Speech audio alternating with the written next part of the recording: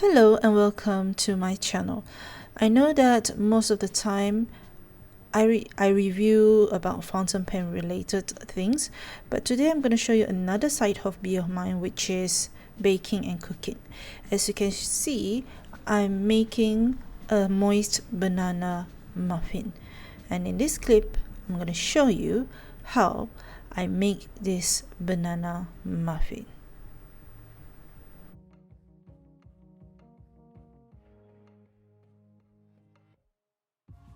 Let's begin.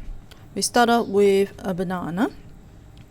The one that I have here is one big banana that weighs around 367 gram. You can use banana that is around 360 to 370 gram, and I'm mashing this banana into mash form. Alright, the more you mash it, it will become more liquid. And remember, you use an overripe banana. Don't use the one that is just ripe, so it will turn to some sort of liquid form. Okay, next I'm putting in 50 grams of white sugar that is already been infused with vanilla bean. I'm cracking 2 eggs. This egg is around the size of grade A in Malaysia, and putting it together with my other wet ingredient. Now at this stage, I'm going to mix a little as I go on. Okay, don't worry about over mixing at this stage. There are wet ingredients, as long as there's no flour, it's fine. Now I'm going to add in sour cream, 2 tablespoons. If you don't have sour cream, you can use yogurt, plain yogurt, also 2 tablespoons. And I'm mixing them together. Now I'm adding in around 100 grams of melted butter, and I'm whisking the ingredient together.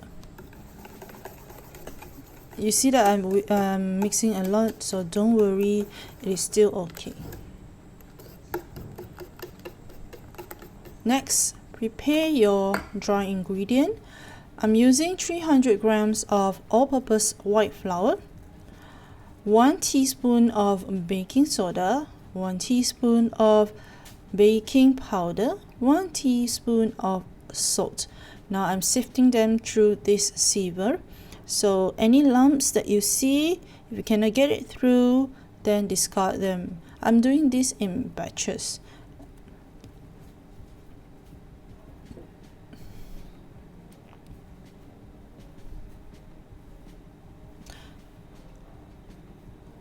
Next, let's put in the wet ingredient into the dry ingredient.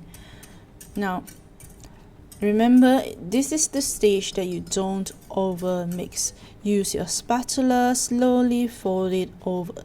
Now as I'm folding this over, I noticed that it is quite dry, so I add in about 1/4 cup of milk so that it is moist.